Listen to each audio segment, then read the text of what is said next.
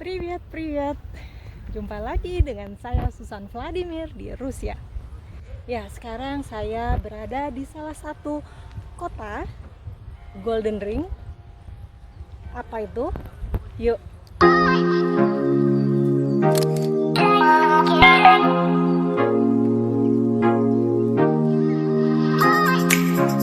Ceritaku Susan Vladimir.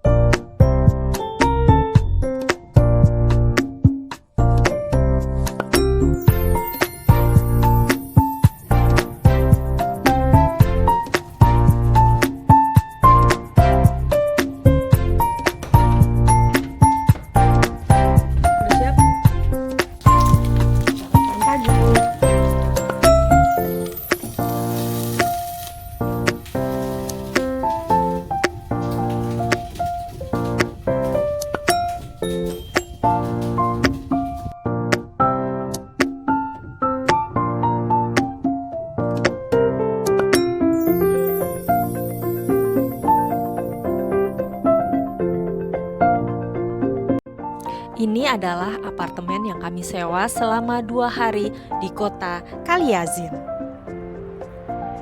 Biaya sewa seharinya kami membayar 2.900 ruble.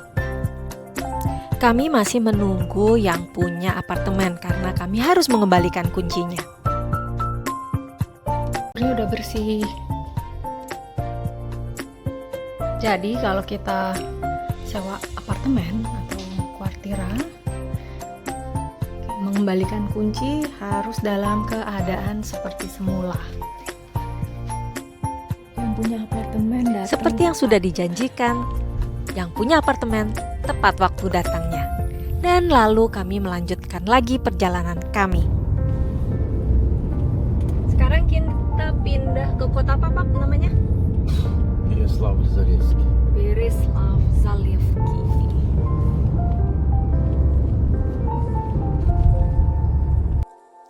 Dari kota Kalyazin ke Pereslavl-Zalewski jaraknya 102 km. Lama perjalanan 2 jam. Sedangkan dari Pereslavl-Zalewski ke Moskow jaraknya 142 km. Ditempuh dengan mobil 1 jam 58 menit. Pelan-pelan. Harus pelan-pelan. Bisa bikin mobil rusak ini. Iya. Mobil depan juga pelan-pelan jalannya. Ayo, terus lah.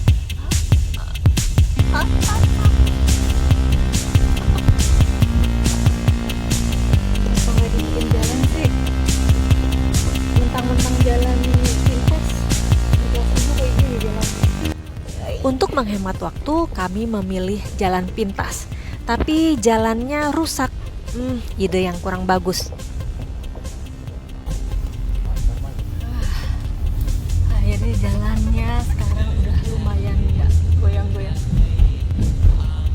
Nggak seperti tadi.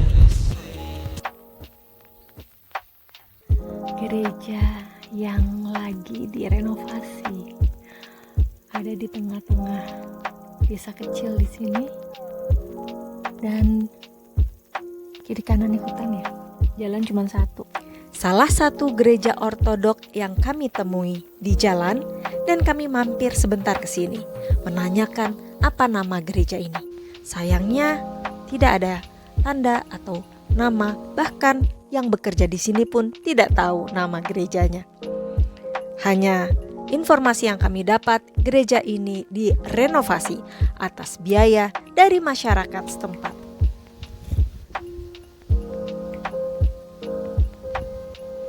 Nah, teman-teman, kami melanjutkan kembali perjalanan kami menuju kota Pereslavl-Zalesski. Ini jalanannya baru enak. Kota Pereslawl-Zalesky, salah satu kota wisata di Rusia, merupakan kota-kota yang masuk dalam daftar Golden Ring. Yang menarik di kota ini terdapat Botik Peter pertama. Adalah museum kapal yang terletak di pinggir danau Pleiševo.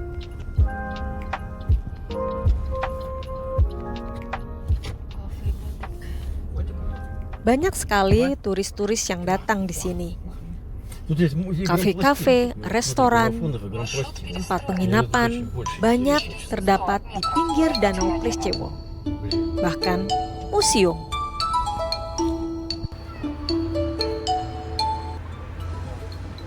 Pada bulan Agustus 1688, Tsar Peter pertama atau Peter the Great yang masih muda dan energik bersama kapten kapal Belanda Carsten memutuskan untuk memulai membuat kapal militer di danau Pleiševo ini. Merupakan kapal pertama dibuat sebagai langkah awal pembentukan armada Rusia.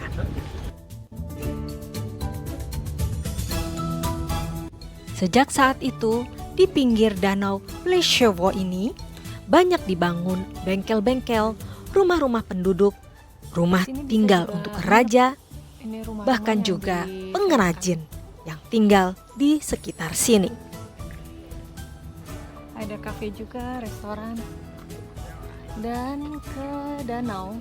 Dan pada tanggal 1 Agustus 1692, parade kapal laut berlangsung di hadapan Tsar dan bangsawan. Diresmikan kapal pertama di sini. Lalu pembangunan angkatan laut Rusia yang sebenarnya di Arkhangelsk, kemudian Voronezh, dan di tepi Laut Baltik. Namun, tembakan pertama pembuatan kapal ini ada di sini. Dan kapal yang masih ada dari armada itu yaitu Bot Fortuna, ada di museum yang terdapat di Botik Petra Pirwi atau Botik Peter pertama.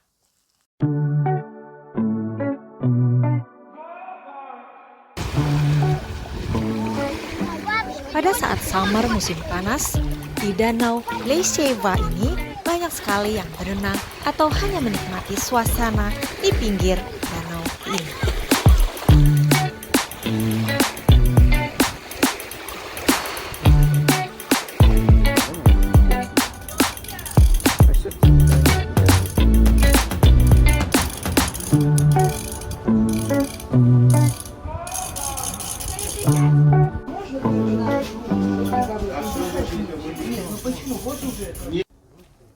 Pangeran Yuri Dolgoruki yang mendirikan kota Pereslawl-Zalesky pada tahun 1152 sebagai kotanya di Rusia.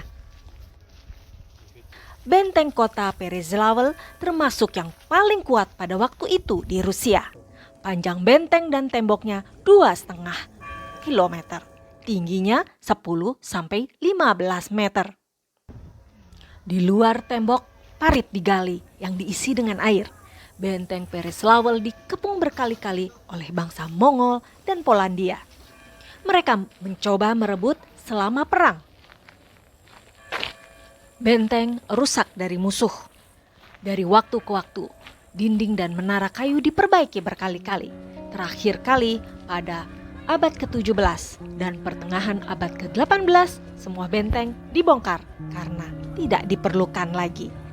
Sekarang hanya tanggul tanah yang tersisa. Pada abad ke-14 dan 15, kota ini terus-menerus mengalami bencana dari pasukan Mongol dan Tatar. Dirampok, dirusak, dibakar kotanya, dan sebagian penduduk setempat dijadikan tawanan dan perbudakan. Namun, lambat laun persatuan pasukan Rusia dapat mengusir tentara Mongol dan kota mulai berkembang kembali.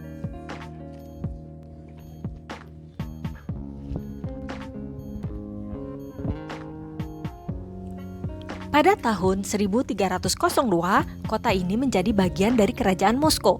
Tsar Moskow Vasili ketiga dan Ivan the Terrible, Ivan Grozny, datang ke kota ini dan meninggalkan kota dengan uang yang cukup untuk membangun kota kembali.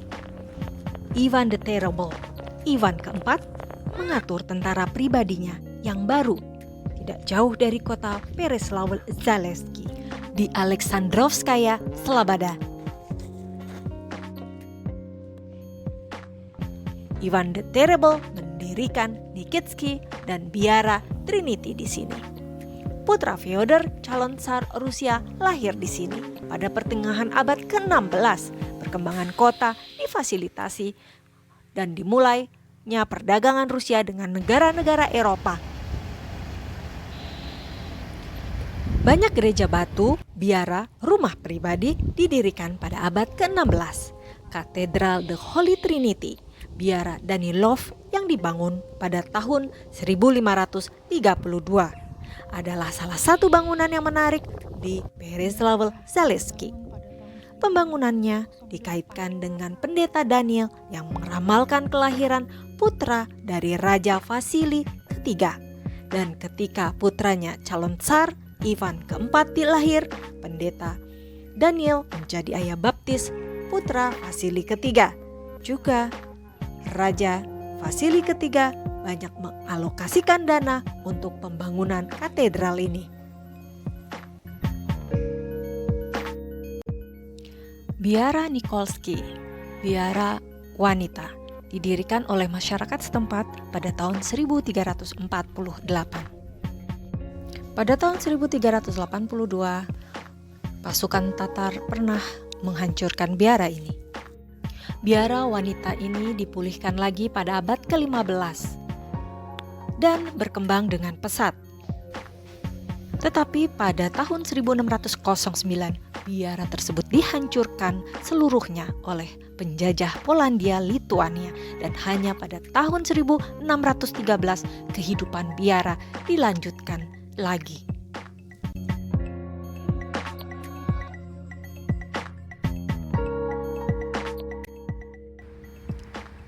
Pembangunan katedral Spaso Preobrazhensky dari batu putih yang dimulai tahun 1152 dan selesai 1157.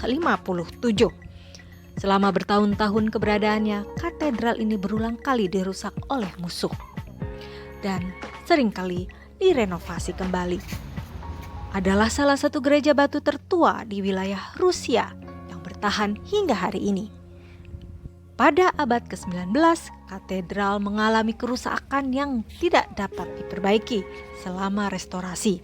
Semua lukisan dinding kuno abad ke-12 hilang dan digantikan dengan lukisan minyak. Tetapi kemudian lukisan itu pun tidak bisa bertahan lama, hancur.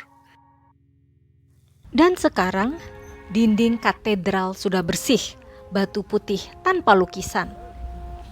Seperti ketika pada saat gereja ini selesai dibuat 863 tahun yang lalu. Nama Pangeran Rusia Alexander Nevsky yang lahir di kota ini juga dimakamkan di katedral ini. Sejak lama menjadi tempat pemakaman Pangeran Rusia. Dalam sejarah Rusia, ia mampu menyatukan pasukan Rusia yang terpencar-pencar dan mengalahkan tentara ksatria salib Jerman pada tahun 1240.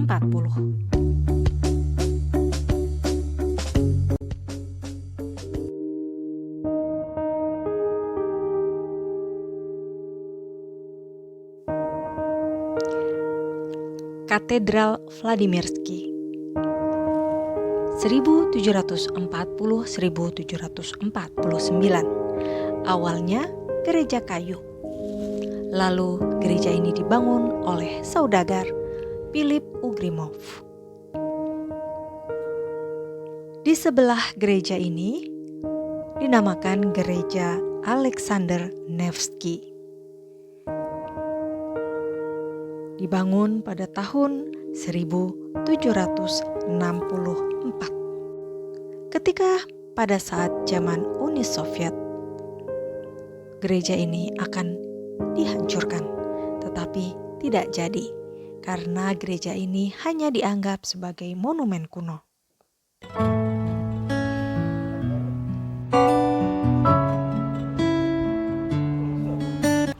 Kereta api baru dibangun pada tahun 1964, tapi itu hanya digunakan untuk angkutan barang. Rencana berulang kali dibuat dan diupayakan dilakukan untuk menggunakan sebagai transportasi penumpang, tetapi rencana itu ditunda sepanjang waktu. Bangunan stasiun yang terbuat dari batu yang sudah rusak akhirnya dijual kepada pihak swasta. Pada tahun 50-an, beberapa pabrik linen pertama di Rusia dibuka dan kemudian pembukaan pabrik selanjutnya. Dan pada abad ke-19, beberapa arsitektur besar dibangun, rumah, industri, gudang, area perbelanjaan kota juga dibangun. Pabrik pewarnaan dan pengerjaan logam baru muncul. Tetapi industri di kawasan ini tumbuh dengan sangat lambat. Kota ini tidak menjadi pusat industri yang besar.